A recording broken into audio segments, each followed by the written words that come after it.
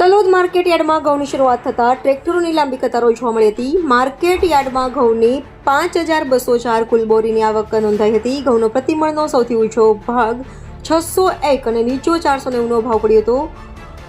ઘઉંના પોષણક્ષમ ભાવ મળી રહેતા ખેડૂતોમાં ખુશી જોવા મળી હતી। તલોદ માર્કેટ યાર્ડ તારીખ 27/3/2025 થી લઈને તારીખ 1/4/2025 સુધી માર્ચ એન્ડિંગ હોવાને કારણે તલોદ માર્કેટ યાર્ડ તથા હરસોલ સબયાર્ડ હરાજીનું કામકાજ સંપૂર્ણ બંધ રહેશે।